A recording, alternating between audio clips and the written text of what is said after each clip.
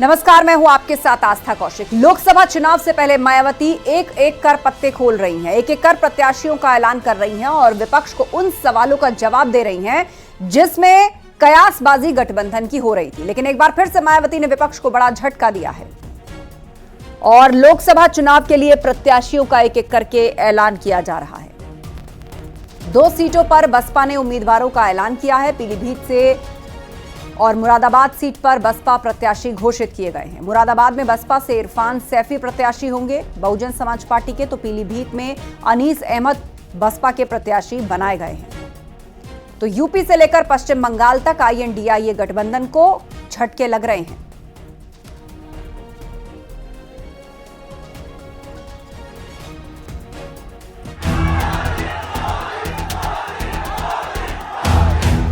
इस चुनाव में भी सफाई होने वाली है।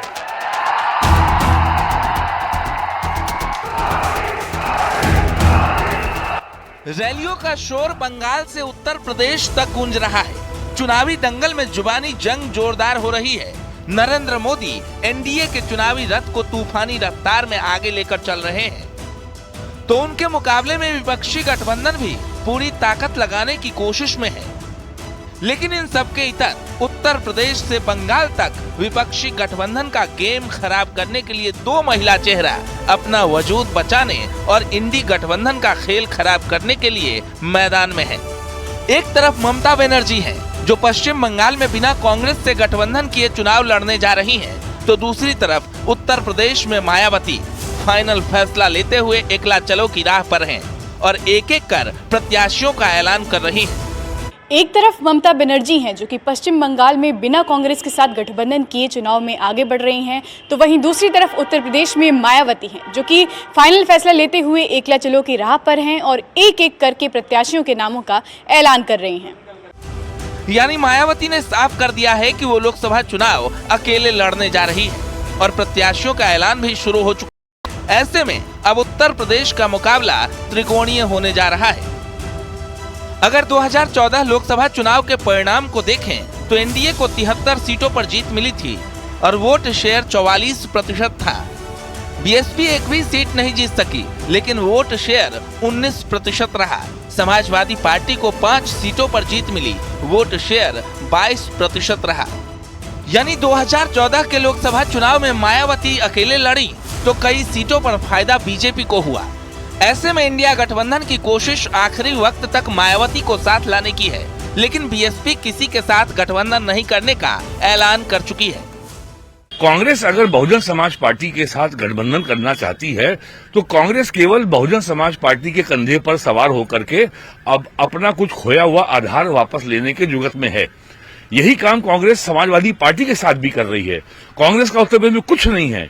समाजवादी पार्टी और बहुजन समाज पार्टी कंधे पर सवार होकर के कांग्रेस कुछ सीटें जीतने का उसको विश्वास है, वो जीत सकती है।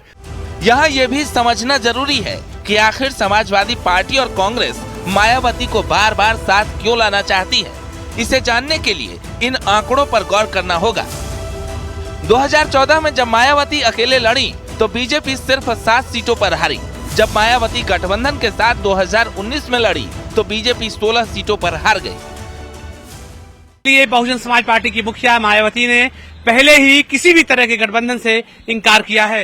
हालांकि इस तरह की खबरें सोशल मीडिया पर लगातार आ रही थी, कोई इंडिया गठबंधन का हिस्सा हो सकती है, लेकिन मायावती ने इसके पीछे तर्क ये रखा है कि उन्होंने जितनी बार भी गठबंधन किया उसका फायदा साफ तौर से उनकी पार्टी को नहीं मिला। यानी ये तो साफ है कि मायावती का अकेले लड़ना मतलब कई सीटों पर बीजेपी को फायदा और विपक्ष को नुकसान पहुंचना तय है। लेकिन जिस तरह इंडी गठबंधन के साथी एकजुट होने की कोशिश में थे, वो अब यूपी से पश्चिम बंगाल तक फेल साबित हो रहा है। Bureau report, news 18।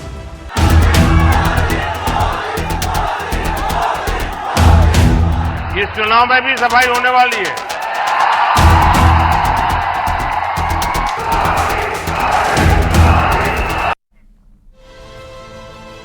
Uttar Pradesh में विधान परिषद की 13 सीटों पर चुनाव के लिए NDA के 10 प्रत्याशियों ने अपना नामांकन दाखिल कर दिया, तो वहीं SP के 3 प्रत्याशियों ने अपना पर्चा भरा है। एनडीए उम्मीदवारों में बीजेपी से 7, सुभाषपा से 1, आरएलडी से 1 और अपना दल एस से भी 1 एमएलसी उम्मीदवार ने पर्चा भरा है। प्रत्याशियों के नामांकन के मौके पर यूपी के मुख्यमंत्री योगी आदित्यनाथ, दोनों डिप्टी सीएम केशव प्रसाद मौर्य, ब्रजेश पाठक, प्रदेश अध्यक्ष भूपेंद्र चौधरी और कई बड़े मंत्री और पदाधिकारी भी मौजूद रहे। आरएलडी की ओर से योगेश चौधरी, अपना दल एस की तरफ से पार्टी के कार्यकारी अध्यक्ष आशीष पटेल और ओम प्रकाश राजभर की सुभाषपा की ओर से बिच्छेलाल राजभर ने नामांकन दाखिल किया है।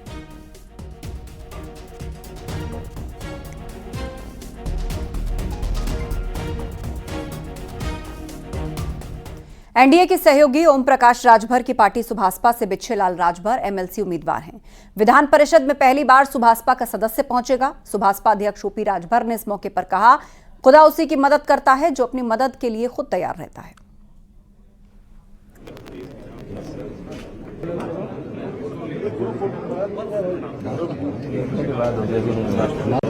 उत्तर प्रदेश की राजनीति के मजे हुए नेता ओम प्रकाश राजभर मेरे साथ हैं। एमएलसी यानी विधान परिषद, जिसको अपर हाउस कहा जाता है, ओम प्रकाश राजभर जी ने अपने राजनीतिक तमाम सूझबूझ से वहां पर भी अपनी पार्टी का खाता खुलवा ही लिया है। देखिए, पहली बार उच्च सदन में भारतीय समाज पार्टी पहुंचेगी और ये बड़ी उपलब्धि पार्टी के लिए है और उन वंचित, गरीब, कमजोर, शोषित, पिछड़े, दलित, अल्पसंख्यक के लिए है कि पार्टी में जो मेहनत से काम करेगा, संगठन को आगे बढ़ाएगा, ऐसे लोगों की इज्जत हमेशा हुई है और होती रहेगी। उसकी एक मिसाल बिच्छेलाल राजभर हैं, जो जिलाध्यक्ष की कुर्सी अच्छे तरह से सुशोभित किए, मऊ की आजमगढ़ मंडल के मंडल अध्यक्ष की कुर्सी को आज प्रदेश अध्यक्ष बन करके प्रदेश अध्यक्ष के संगठन को काम को देख रहे हैं। तो ऐसे लोग अगर सदन में नहीं आएंगे तो फिर ओम प्रकाश राजभर का राजनीति करना बेकार है। आपने अपना वादा पूरा कर दिया कि जमीन से उठा के लेके आऊंगा। बिल्कुल, हमने वादा किया था कि और आगे भी आपको मिलेगा। आज सुहेलदेव भारतीय समाज पार्टी के नेता माननीय ओम प्रकाश राजभर जी, जो पिछड़ों, दलितों, अल्पसंख्यकों की लड़ाई जो सुहेलदेव भारतीय समाज पार्टी बना के गांव में आवाज उठाते हैं, उस लड़ाई की यह देन है कि आज भारतीय समाज पार्टी की विधानसभा परिषद में खाता खुल रहा है और इस लड़ाई को जो हम विभिन्न पदों पर रह के काम किया, उसके एवज में हमें ये पद प्राप्त हो रहा है। आने वाले समय में इससे दूनी शक्ति में चल के माननीय नेताजी की विचारधारा को और तेज करके और देश के प्रधानमंत्री माननीय नरेंद्र मोदी जी को तीसरे बार उत्तर प्रदेश में 80 सीट जीत के प्रधानमंत्री बनाने का काम भारतीय समाज पार्टी करेगी। उधर समाजवादी पार्टी के तीनों उम्मीदवारों ने भी अपना नामांकन दाखिल कर दिया है। नामांकन को लेकर अखिलेश यादव ने कहा, हम बीजेपी को पीडीए तक लेकर आए हैं, लेकिन बीजेपी का पीडीए नकली है और हमारा पीडीए असली है।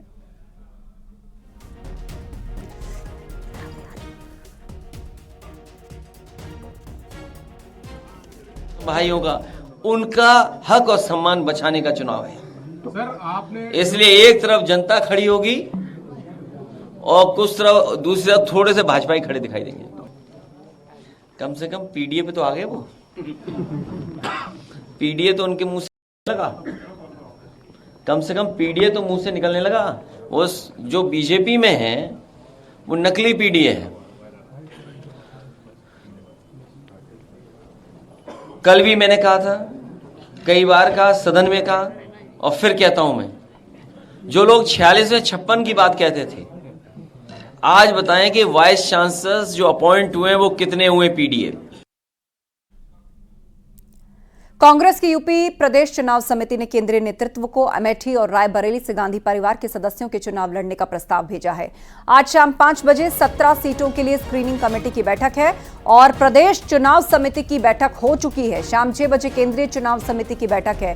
कांग्रेस सीईसी की आज दूसरी बैठक में उत्तराखंड, राजस्थान, मध्य प्रदेश, गुजरात और हरियाणा की सीटों पर चर्चा हो सकती है। यूपी के नाम अब तक सीईसी के सामने पेश नहीं किए गए हैं और इसे पेश किए जाने के बाद विचार किया जाएगा।